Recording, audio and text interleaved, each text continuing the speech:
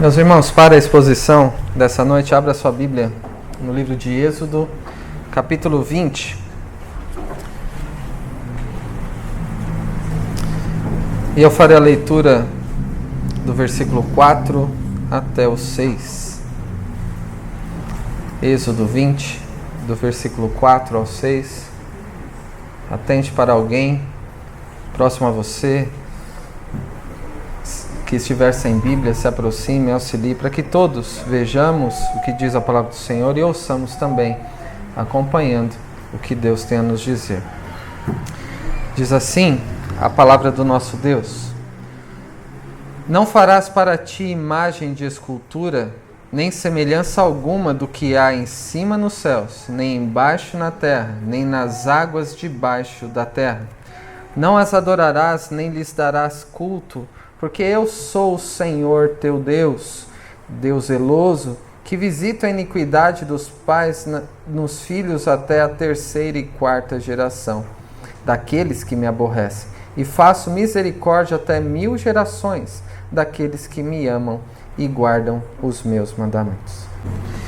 Meus irmãos, estamos na terceira mensagem da série intitulada 10 Mandamentos, a lei de Deus para hoje. Essas 10 palavras que o próprio Deus disse ao seu povo de uma forma direta. É sempre bom voltarmos ao contexto, voltarmos nos colocando no lugar dos primeiros ouvintes. Então se coloque no lugar de um hebreu, liberto recentemente da escravidão do Egito, diante daquele monte Sinai, então com aquelas circunstâncias extraordinárias de trovões, de manifestação da presença de Deus naquele local. Eles puderam ouvir a voz de Deus de uma forma gloriosa.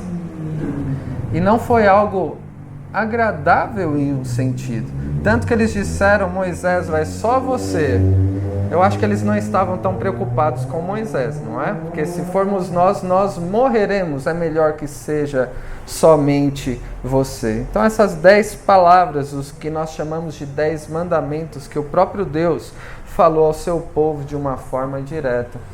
E é importante que você aproveite essa oportunidade para saber recitar os 10 mandamentos na ordem, com entendimento, saber explicá-los o máximo possível e procurar aplicá-los na sua vida. E qual deve ser a sua motivação para obedecer? Não deve ser se colocar numa posição de cumpridor perfeito da lei de Deus. Porque como vimos na semana passada, nós já percebemos quando estudamos que somos quebradores, transgressores da lei de Deus, a começar pelo primeiro mandamento. No que depender de nós, seremos eternos, quebradores da lei de Deus e merecedores de condenação. Essa não deve ser a motivação. É claro que devemos procurar obedecer ao Senhor, mas para corresponder ao amor de Deus revelado por mim e por você e por todos aqueles que Deus quis salvar. Como Jesus disse: aquele que tem os meus mandamentos, então conheça os mandamentos de Deus e os guarde esses mandamentos. Este é o que me ama. Então vimos na introdução, que são os 2 primeiros versículos, este prólogo dos 10 mandamentos, que o Evangelho é o fundamento da lei. Deus não deu a lei com a exigência de ser cumprida para que ele pudesse salvar. Deus salvou, trouxe o povo para junto de si e falou a este povo as suas exigências após já ter salvo. Então vemos que a lei vem depois do Evangelho. O Evangelho é o fundamento da lei. Isso significa que somente quando se conhece o Evangelho, quando alguém ouve a gloriosa mensagem do Evangelho, é que é possível corresponder ao Evangelho da graça com uma disposição do coração para servir ao único Deus verdadeiro. Então alguém que, tendo ouvido Deus falar assim como o povo ouviu, reconhecendo a mensagem do Evangelho, da salvação de escravos, e nós que éramos escravos do pecado, nós fomos dispostos a temer a Deus e a obedecê-lo, como uma demonstração da nossa gratidão por tão grande salvação em Cristo Jesus. E esses mandamentos são resumidos aqui, esta que é a lei moral, os 10 mandamentos, aquilo que se chama das 2 tábuas da lei. E os 4 primeiros mandamentos dizem respeito ao nosso relacionamento para com Deus. Então, você quer saber como você deve se relacionar com Deus? Veja, especialmente os 4 primeiros mandamentos. Você diz que ame a Deus? Como você faz isso na prática? Guarde e obedeça os 4 primeiros mandamentos que são instrutivos para isso. E os últimos 6 mandamentos é sobre o nosso relacionamento com o próximo, o nosso relacionamento com o semelhante, sobre como amar o próximo. Então, no resumo que Jesus fez da lei é amar a Deus sobre todas as coisas e ao próximo como a si mesmo. Nós vemos esse resumo aqui nessas 10 palavras do Senhor. E na semana passada nós vimos o primeiro mandamento, sobre quem deve ser adorado.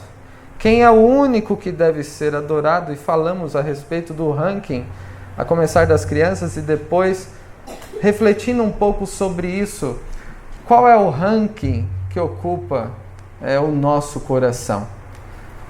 Costumamos dizer que Deus é em primeiro lugar, e alguém vem em segundo lugar, e outro em terceiro, coisas boas, como a família, como a igreja, como o trabalho. Colocamos uma classificação num ranking daquilo que é mais precioso e amado por nós. Mas nós vimos que Deus ele exige exclusividade. Não há outro que deva ocupar lugar no nosso coração, nem em segundo lugar. Ele é o único. Isso significa que somente Ele deve ser adorado e servido. Como diz lá em Deuteronômio, capítulo 6, ouve, Israel, nosso Deus é o único Senhor. Amarás, pois, o Senhor de todo o teu coração, de toda a tua alma e de toda a tua força. Vimos também no primeiro mandamento, é importante lembrarmos disso, porque o segundo mandamento se relaciona de uma forma muito próxima com o primeiro. Então é importante lembrarmos que quando vemos aqui no versículo 3, que é o primeiro mandamento, não terás outros deuses diante de mim, trata sobre o pecado da idolatria. Que nós quebramos todas as vezes que nós pecamos, porque colocamos o nosso coração em outra coisa, na nossa própria satisfação, colocamos a confiança ou gratidão em outra coisa que não o Senhor. E fomos lembrados que em todas as coisas nós estamos na presença de Deus. O primeiro mandamento termina: diante de mim. Não terás outros deuses diante de mim. Isso nos ensina que o fato de que todos vivem perante Deus, a questão é como se vive perante esse Deus. E devemos então colocar a confiança, a esperança, nossa satisfação somente no Senhor. Sobre isso que fomos ensinados no primeiro mandamento. Quem deve ser adorado. E este segundo mandamento, meus irmãos, trata sobre como adorar a Deus. Como Deus deve ser adorado. Se o primeiro mandamento tratou sobre aquele único que deve ser adorado e servido, o segundo mandamento trata sobre o quê? Como esse Deus deve ser adorado e servido. O primeiro mandamento é quem? E o segundo mandamento é como ele exige ser adorado. Então, em primeiro lugar, à luz do versículo 4, eu quero expressar aos irmãos essa primeira lição, que é: Deus se importa em como você o vê. Deus se importa na maneira como você vê quem Ele é. Versículo 4 que diz: não farás para ti imagem de escultura, nem semelhança alguma do que há em cima dos céus, nem embaixo na terra, nem nas águas debaixo da terra. Este segundo mandamento, então, proíbe, quando começa com o não farás para ti imagem de coisa alguma, ele proíbe que se faça imagem relacionada a qualquer coisa que exista, a qualquer coisa que vejamos na criação. Por isso aqui diz, acima do céu, embaixo da terra, embaixo das águas. Então não se deve fazer qualquer tipo de imagem relacionada a qualquer elemento da criação. Aqui, pelo contexto, era escultura, que era comum naquela época serem feitas. Hoje ainda existem esculturas, mas como nós veremos um pouco depois disso, quando Moisés se demorava para voltar de cima do Monte Sinai, o povo fez uma escultura fundida, um bezerro de ouro.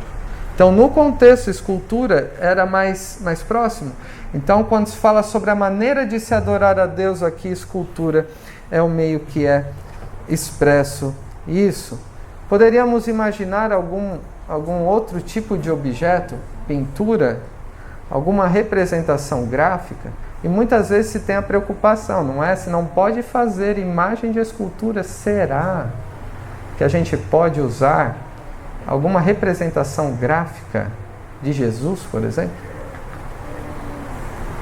Alguns devem até ficar preocupados, o pastor tem colocado aquela proposta de leitura e tem algumas figuras que apontam para a pessoa de Jesus. Isso não seria quebrar o segundo mandamento? Será que seria cabível eu pedir às crianças para desenharem desenhos relacionados a isso?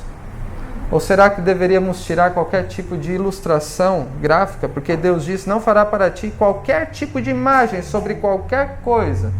Alguns entenderiam, inclusive aqui, que é uma proibição a qualquer tipo de artes, seja por escultura, pintura ou qualquer outra representação.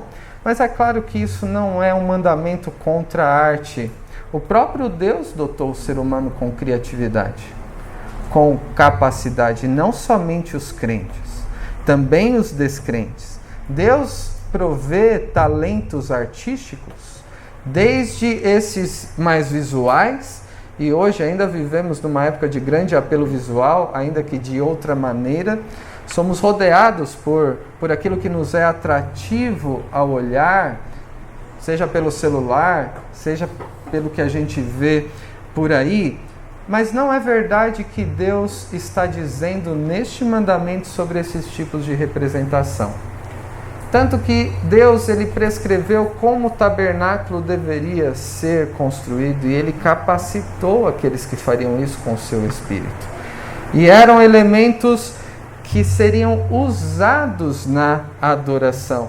Isso aconteceu também no templo, que foi prescrito como seria. O templo de Salomão, por exemplo.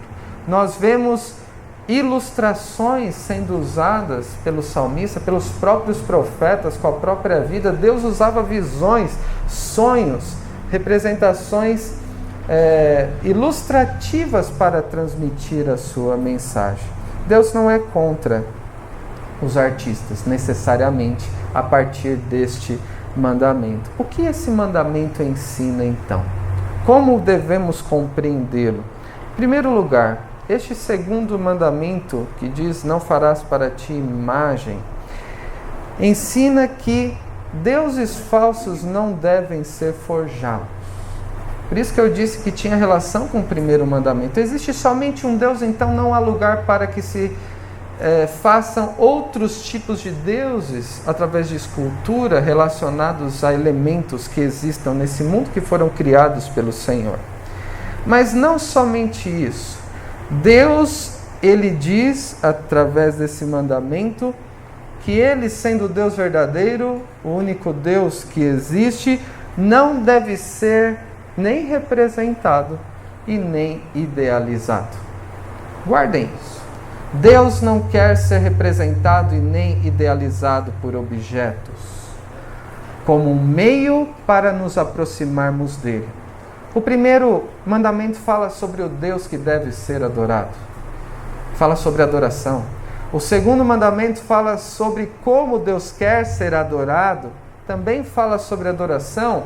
E Deus não quer ser representado de uma forma visível para que este objeto, essa representação dele, seja um meio de nos aproximarmos dele, para adoração, que é disso que tratam estes mandamentos. E por que Deus não quer ser adorado dessa maneira? Qual que é a importância do contexto dos 10 mandamentos para compreendermos isso? Abra sua Bíblia em Deuteronômio capítulo 4. E só para ter em mente que no capítulo 5 de Deuteronômio nós encontramos mais uma vez os 10 mandamentos.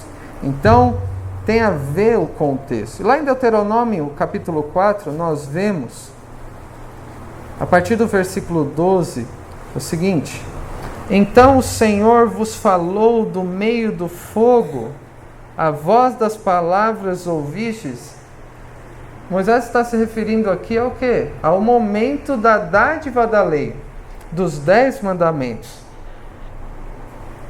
Porém, além da voz, não vistes aparência nenhuma. Deus não quis se revelar com aparência nenhuma. Deus é Espírito. E apesar das manifestações extraordinárias ali, eles somente ouviram a voz de Deus. Então vos anunciou ele, versículo 13, a sua aliança, que vos prescreveu os 10 mandamentos, e os escreveu em 2 tábuas de pedra. Também o Senhor me ordenou ao mesmo tempo que vos ensinasse estatutos e juízos, para que os cumprisses na terra a qual passais a possuir. Guardai, pois, cuidadosamente a vossa alma, pois aparência nenhuma vistes no dia em que o Senhor vosso Deus vos falou em Horebe, no meio do fogo.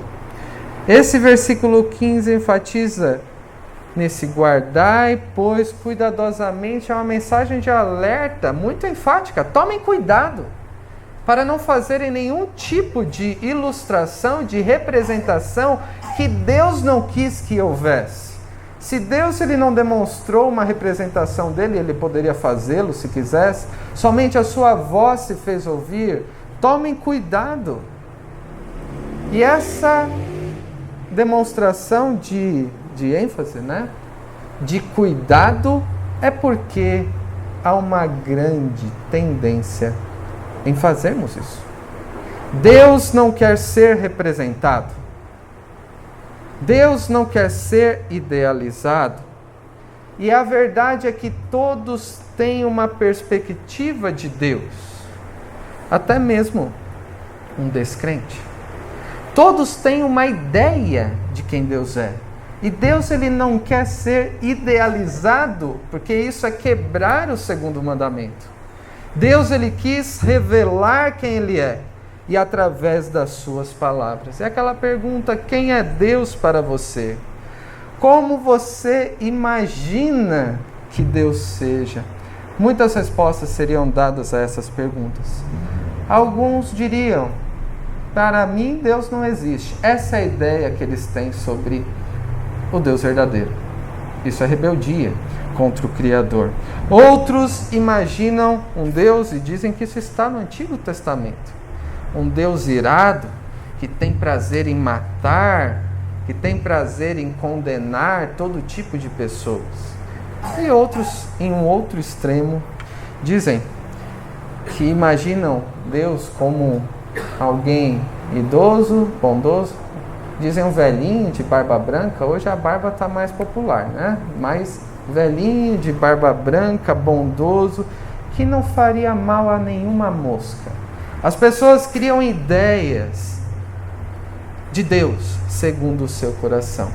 E a ideia que se tem de Deus é determinante para a maneira como a pessoa corresponde a este Deus na sua vida e de forma especial no culto. Como vimos no primeiro mandamento, o coração do homem, como diz Calvino, é uma perpétua fábrica de ídolos. Existe somente um único Deus verdadeiro, e a tendência do coração humano é colocar a confiança, a esperança, a satisfação em outras coisas, não necessariamente ruins, coisas que o próprio Deus nos dá, mas colocamos a nossa confiança nessas coisas, nossa expectativa de alegria, nossa esperança nesta vida como dissemos, a família, o trabalho, bênçãos de Deus, a própria igreja. Mas quando se coloca confiança, que deve ser colocada em Deus nessas coisas, isto é constituir um ídolo. E esta é a inclinação idólatra do nosso coração, em colocarmos o nosso próprio ego, a nossa própria vontade, a nossa própria satisfação no lugar que Deus deve ocupar, corrompe a maneira como nós vemos a Deus. E Deus se importa em como você o vê. Ainda que não se deva fazer representações visíveis, concretas de Deus, porque Ele não quis se revelar dessa maneira, Deus se importa no modo como você o vê. E essa inclinação idólatra não demorou muito. Antes de Moisés chegar com a lei gravada em pedra, o povo já tinha quebrado esta lei. E abra a sua Bíblia mais uma vez e acompanhe a leitura de Êxodo 32, que fala sobre aquele momento em que eles fazem um bezerro de ouro. Havia somente o Deus que tinha se revelado a ele com palavras audíveis e que prescrevia como ele queria ser adorado, dizendo: não farás para ti imagem de escultura. E o povo ouviu essas palavras da boca de Deus. E depois de um tempo, o que eles fizeram?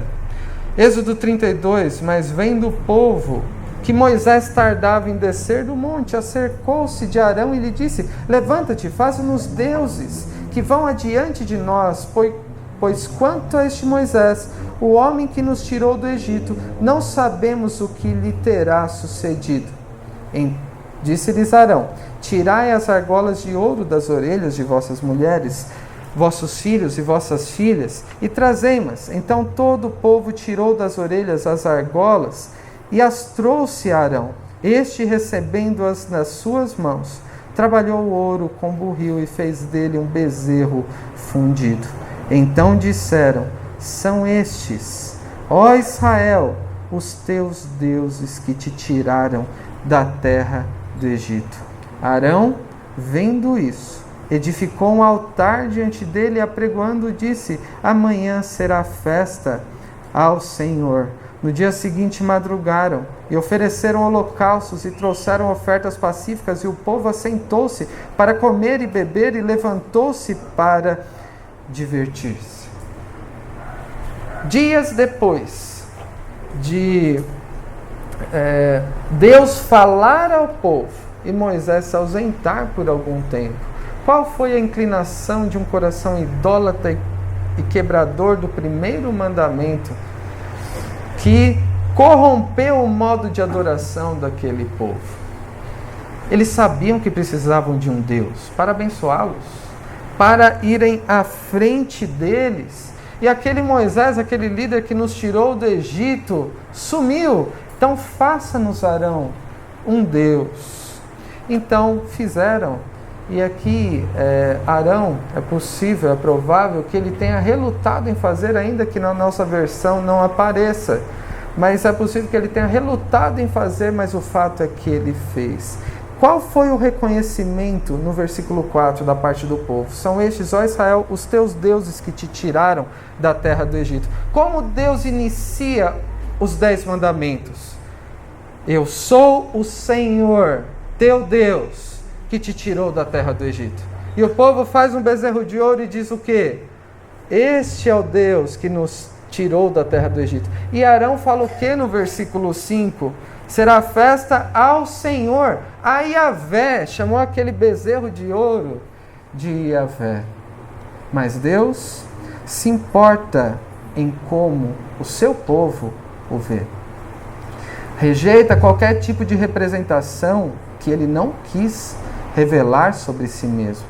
Veja aí o versículo 7. Então disse o Senhor a Moisés: vai, desce, porque o teu povo que fizeste sair do Egito se corrompeu e depressa se desviou do caminho que lhe havia eu ordenado. Fez para si um bezerro fundido e o adorou e lhe sacrificou e disse: são estes, ó Israel, os teus deuses que te tiraram da terra do Egito. Disse mais o Senhor a Moisés: tenho visto este povo, e eis que é povo de dura cerviz. Agora, pois, deixa-me, para que se acenda contra eles o meu furor e os consuma, e de ti farei uma grande nação. Deus se importou na maneira como o povo o estava adorando, em como o estava representando, e Deus havia dito para não fazerem isso, e seria impossível esquecerem. Nós aprendemos neste segundo mandamento que tantos deuses falsos não devem ser edificados, forjados pela imaginação humana.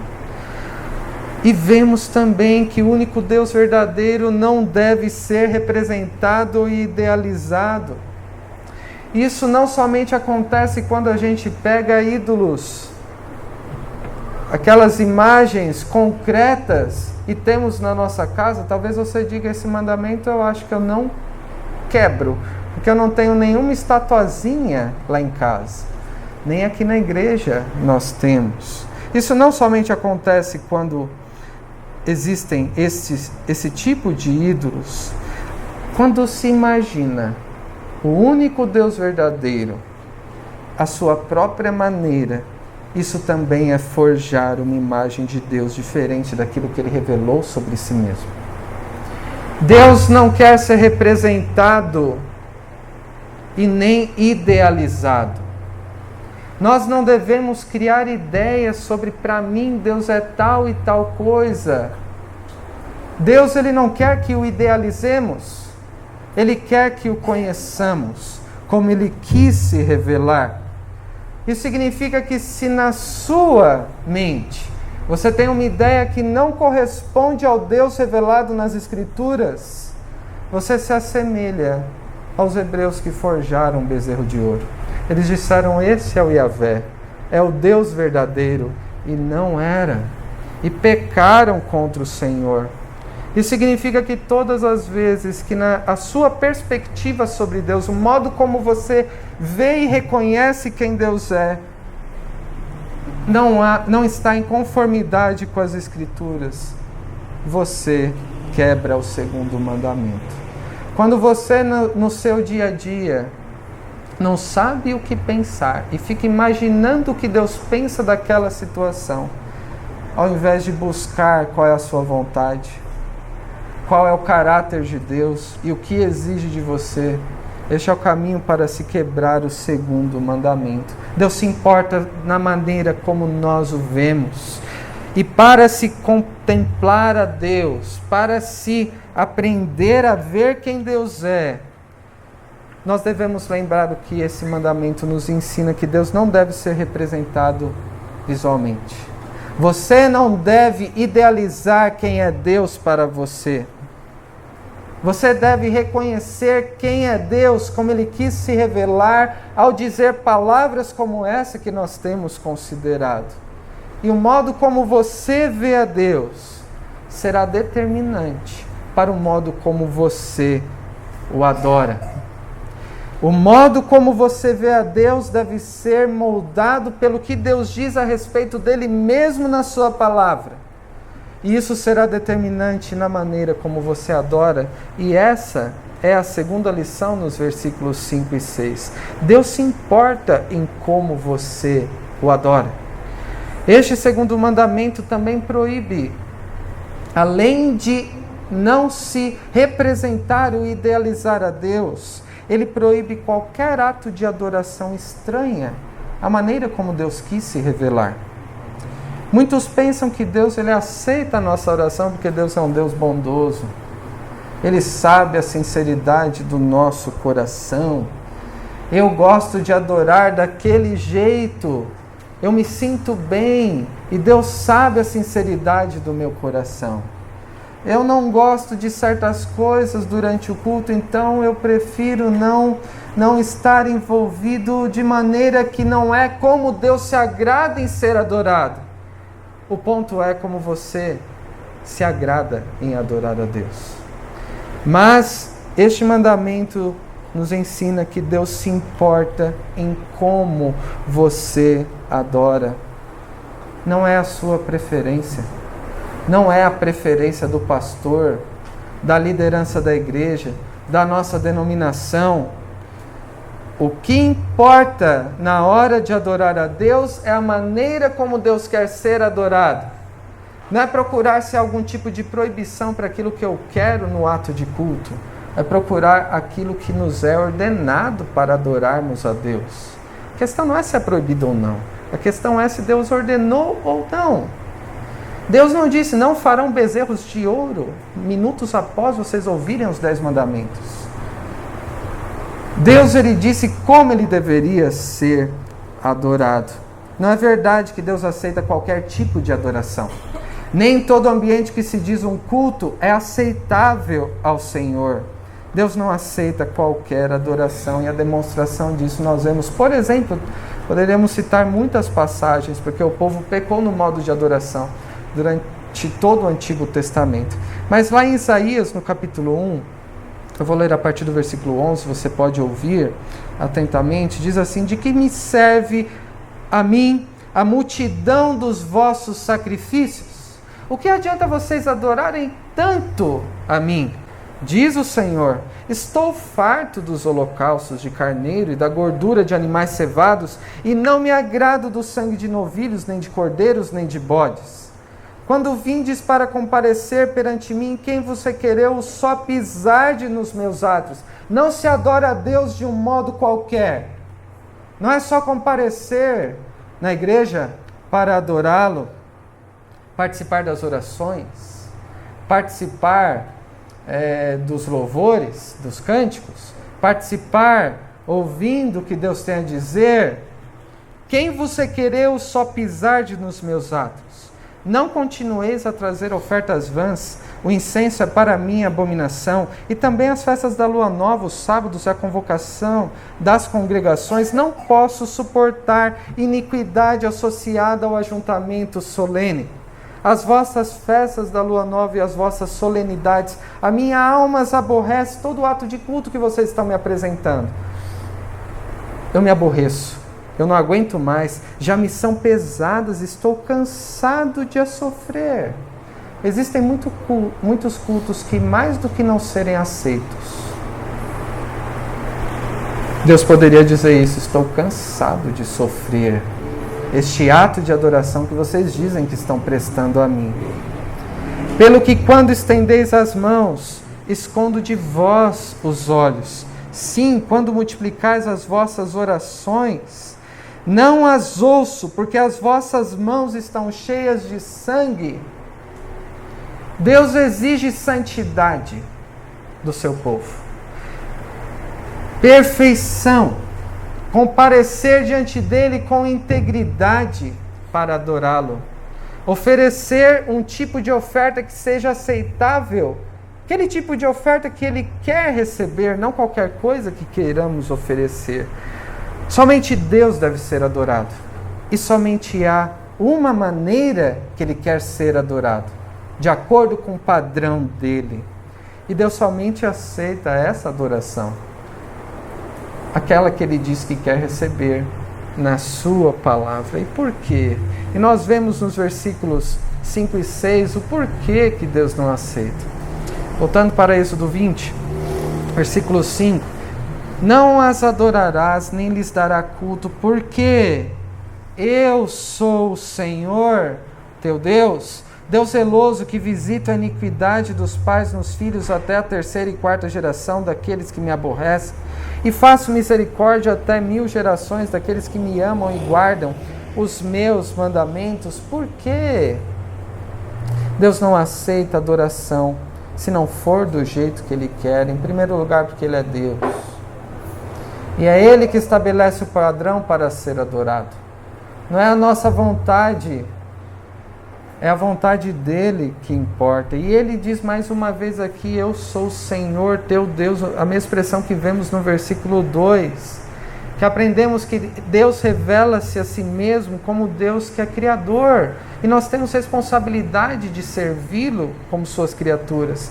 O Deus poderoso e soberano, e tudo deve ser feito de acordo com a sua soberana vontade, aquele que é dono de todas as coisas, o Deus da aliança, que fez um pacto, um contrato com o seu povo, que é fiel às suas promessas, que é santo, justo, misericordioso e gracioso também. Ele é o Deus zeloso, como também diz o versículo 5. Aquele que exige lealdade ao ser servido conforme a sua aliança e qualquer outro tipo de adoração que não esteja em conformidade com o que foi prescrito com ele, é quebrar a aliança, é pecar contra ele. Ele é o Deus zeloso, é o Deus ciumento, aquela expressão que se entende muitas vezes na lealdade exigida, de exclusividade e de responsabilidade que se tem com o cônjuge. O Deus zeloso, ele também é o Deus justo e misericordioso.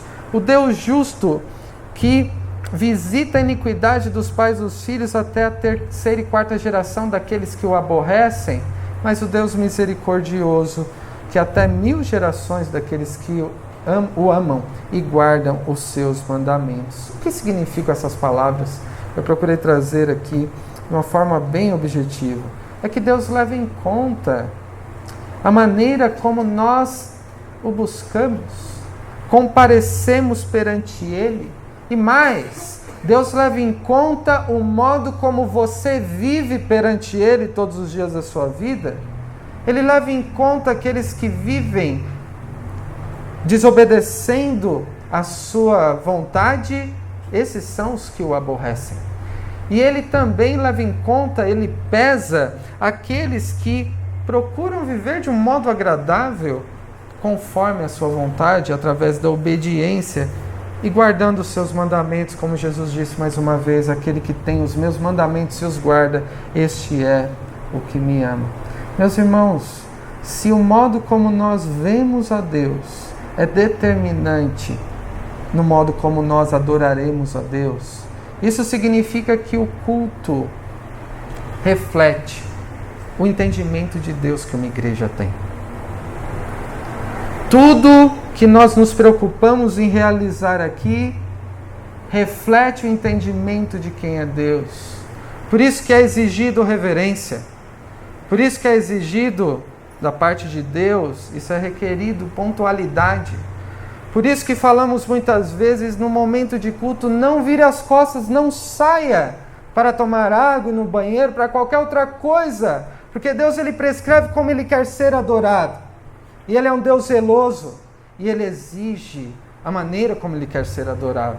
De ser prioridade, de ser o mais importante neste momento em que nos reunimos para adorá-lo. A sua perspectiva sobre quem Deus é molda a sua adoração. E se você vira as costas no momento de culto, seja qual for o motivo, existem muito poucos justificáveis. Isso reflete o entendimento que você tem do Deus diante de quem você diz que está. E para concluir, meus irmãos, algumas aplicações. O que esse segundo mandamento nos ensina? Ensina sobre como Deus quer ser adorado. Não por imagens, por aquilo que imaginamos ou idealizamos por Ele, mas sempre através da maneira que Ele nos diz na sua palavra. Deus disse a Moisés, a maneira como eu revelei a mim mesmo com as palavras, foi suficiente para que o povo me conhecesse e me adorasse. Deus não quer ser representado, nem idealizado. Deus quer ser conhecido. Deus não quer ser representado visualmente. Deus requer de nós que o ouçamos, que o temamos e que o obedeçamos. Guarde isso. Deus, Ele não quer ser idealizado por você. Ele quer ser conhecido, Ele quer ter um relacionamento contigo. Deus não deve ser representado visualmente, Ele deve ser ouvido, temido e obedecido. E é este o modo que Deus exige ser amado por mim e por você. Isso tem aplicação na nossa adoração a Ele, que envolve o culto e também a nossa vida. Quanto mais conhecemos quem Deus é, mais a nossa adoração corresponderá à maneira como Deus quer ser adorado. Não temos imagens aqui porque procuramos seguir aquilo que é prescrito no modo como Deus quer ser adorado, e justamente por causa do segundo mandamento. É por isso que a nossa oração, nossa adoração é sempre centrada nas Escrituras. Deus falou e nós o conhecemos. Deus falou e nós soubemos a sua exigência. Deus falou e nós aprendemos a adorá-lo. Por isso que nós começamos o culto com a leitura da palavra. O que cantamos é fundamentado nas Escrituras. Aquilo que nós oramos é coerente com as Escrituras e a exposição deve ser fiel às Escrituras. Por isso que a parte da mensagem, que é o momento em que Deus fala ao seu povo, é a parte mais importante e central da adoração. Tudo ao redor da palavra. A maneira como você adora, como você serve a Deus, esse é o sentido de adoração, reflete a sua perspectiva sobre Deus. Isso envolve seu culto, a sua vida.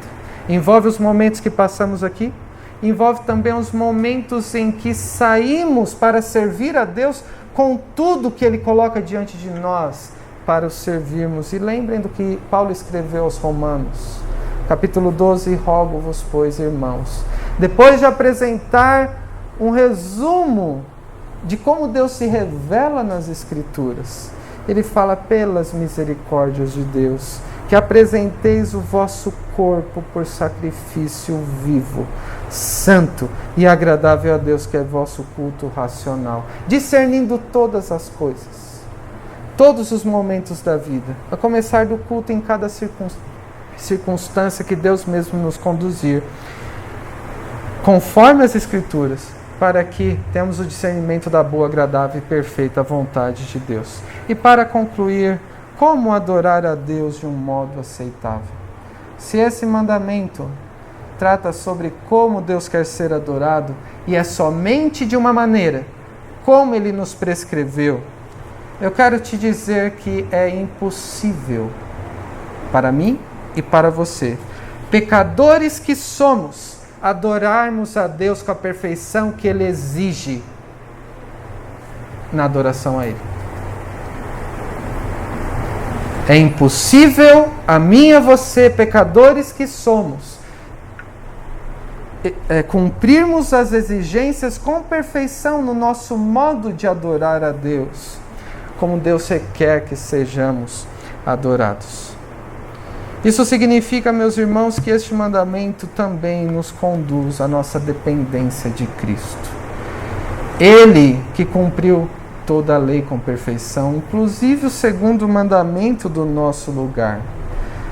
Sendo nós pecadores, nos é impossível comparecer e permanecer na presença do Deus Santo e adorá-lo com aquilo que temos a oferecer. Que no nosso caso são mãos vazias naturalmente, manchadas de sangue, de todo tipo de pecado, como Isaías escreveu, inspirado pelo Senhor. Há somente uma maneira de adorarmos a Deus, de um modo aceitável.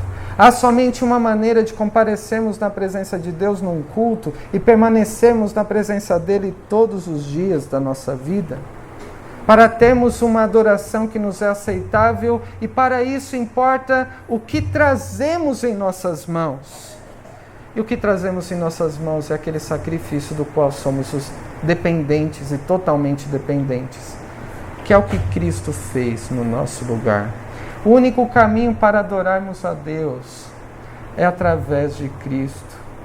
Em Cristo nós adoramos, dependentes dEle, pela mediação dEle, e esse é o único caminho aceitável a Deus, é o único caminho que você tem acesso nas suas orações, para também ouvir a voz de Deus, e o caminho que conduz à vida e à vida eterna. O autor aos Hebreus, no capítulo 10, diz, tendo, pois, irmãos, conscientes disso, do que Deus exige, e da maneira como Ele quis se revelar de uma forma plena em Cristo Jesus,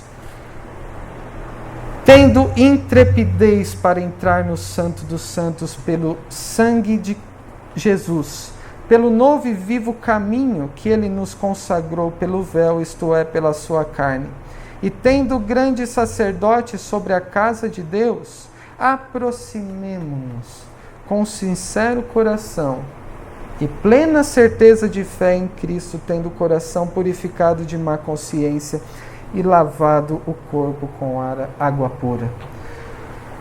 Purificados por Cristo, confiados nele e somente nele, no que ele fez em nosso lugar também em vida, devemos ter intrepidez, coragem, ousadia, autorizados por Deus para comparecermos em Cristo à sua presença. E somente em Cristo, aquele que é a imagem do Deus invisível. Somente Ele é a representação visível de quem Deus é.